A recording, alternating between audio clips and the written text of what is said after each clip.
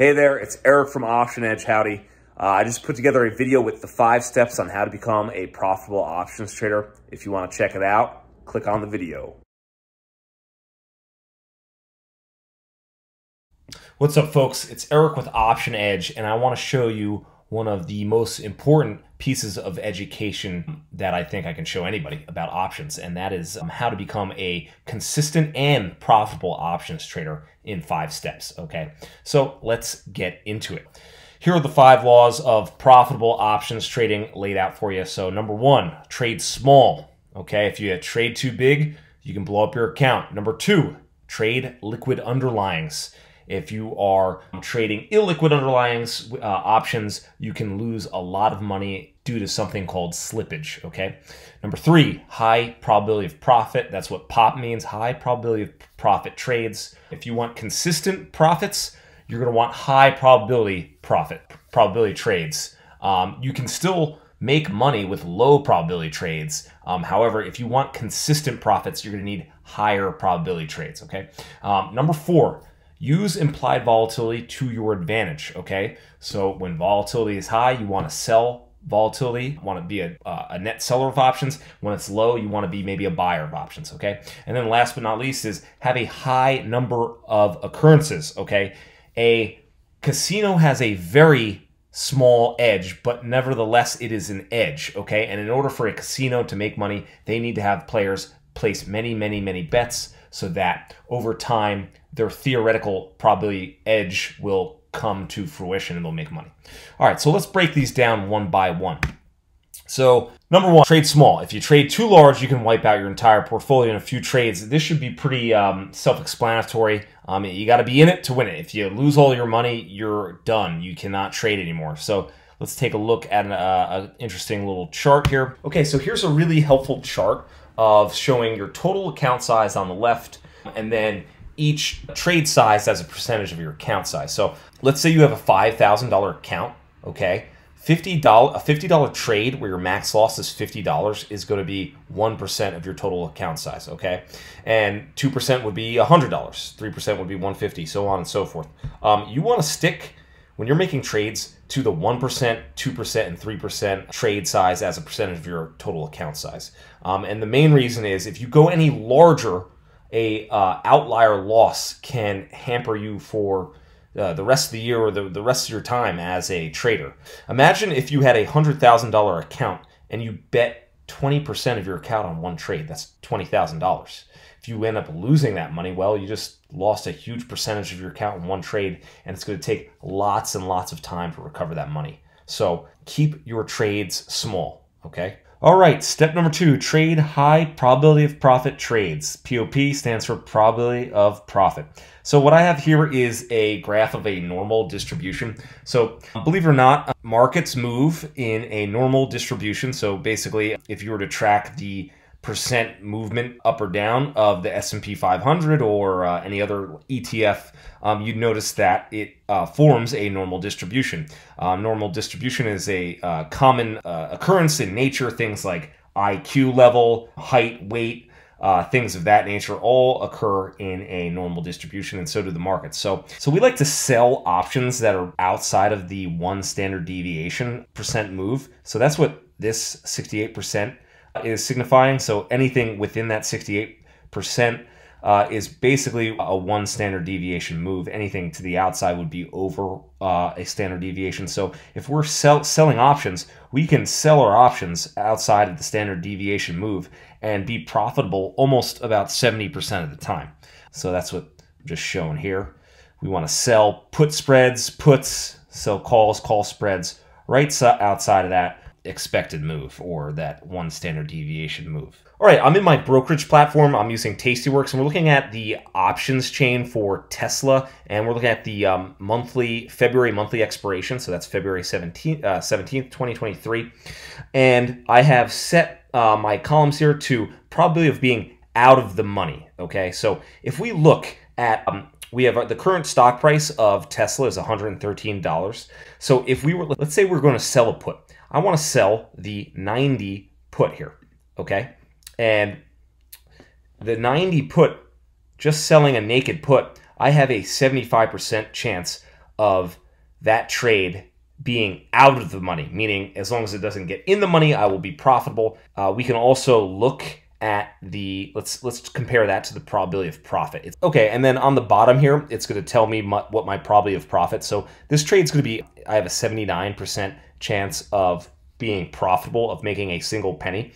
And in addition to that, we have this orange line here, which is overlaid, this orange little highlighted portion. This is going to highlight the expected move, basically the one standard deviation expected move, and that's also put up here in terms of the price, so plus or minus $21 from where we're currently trading. So if we're trading at $113, that's basically, we'll round that to $22, so 113 minus 22.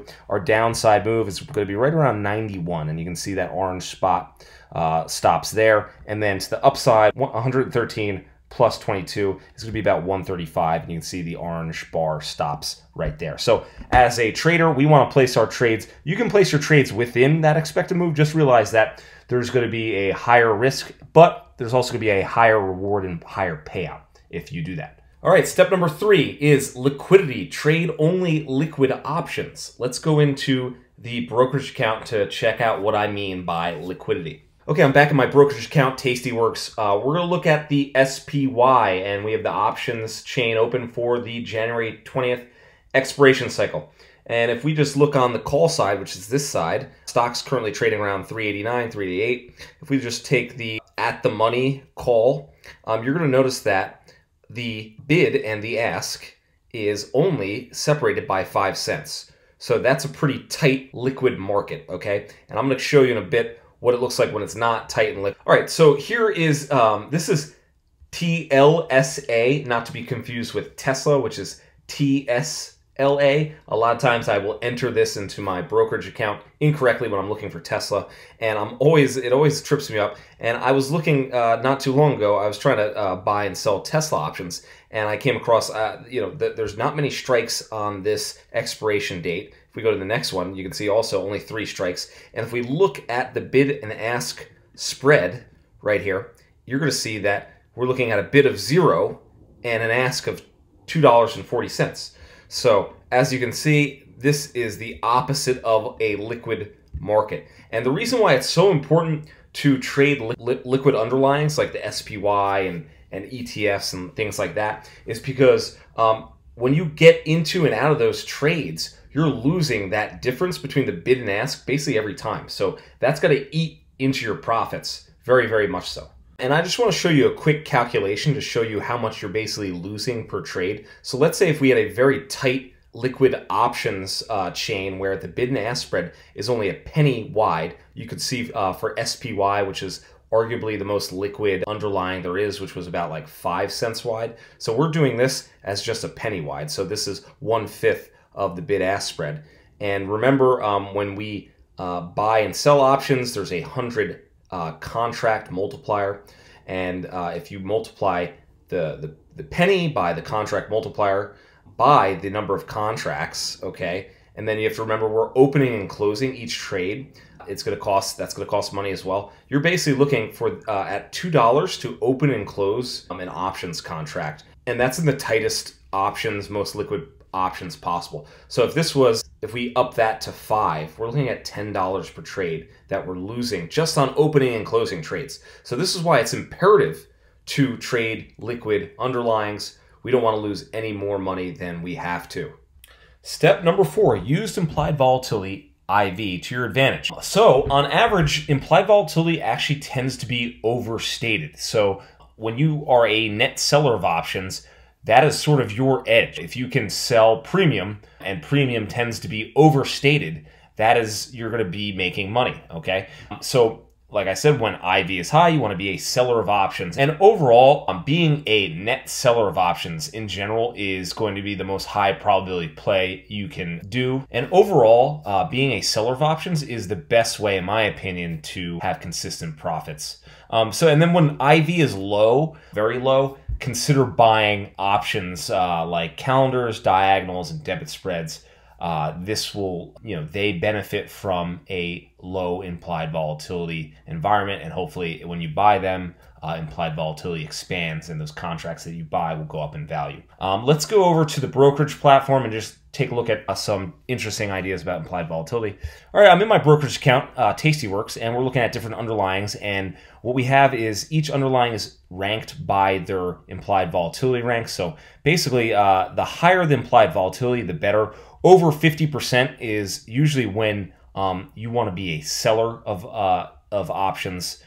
So there's a lot of good names. For example, like Apple, one of the most liquid underlying names there is, but it does have earnings, so that's part of the reason why IV is so high. So finding that happy medium where it's a liquid option, there's no earnings event in the near term, that's sort of like the sweet spot. So for example, ENVX, we have a pretty high implied volatility ranking, and earnings is 54 days away. So that might be a good trade. The liquidity, you get a 3-star liquidity ranking, and you can see the bid and ask are about 10 cents wide, which is a little bit, it's not terrible, but it's definitely an interesting play there. So that's a possibility. Liquidity isn't so bad. All right, step number 5, high number of occurrences. In order to be a consistent, profitable trader, you're going to need many, many trades. And the reason for that is, over time, you should approach the theoretical probability of your trades. So if you are making trades that have a 70% probability of profit,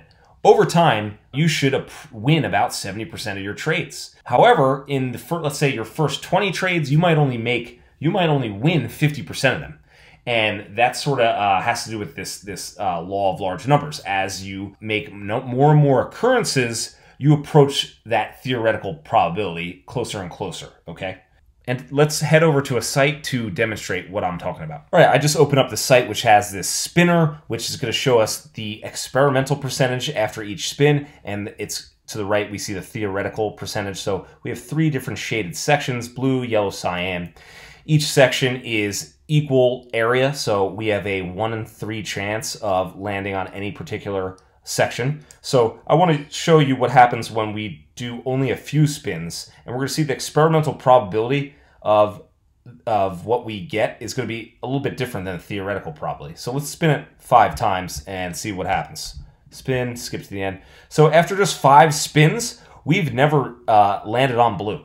Okay, so that shows you that basically experimental probability does not match the theoretical probability at all. And let's say you were trading, and for you to win, let's say you had a 1 in 3 chance of winning, and you made 5 trades. You could have lost money on all 5 of those trades. Okay, so this is why by having a small sample size or only trading a few times, why it can be dangerous, or you're not going to realize the theoretical probability. So let's spin this 1,000 times and see how the experimental percentages match with the theoretical percentages. All right, so we spun it 1,000 more times, and you can see over time, as we trade more and more, our experimental values approach the theoretical values. If we do it another 1,000 times, I'm sure it'd be even closer.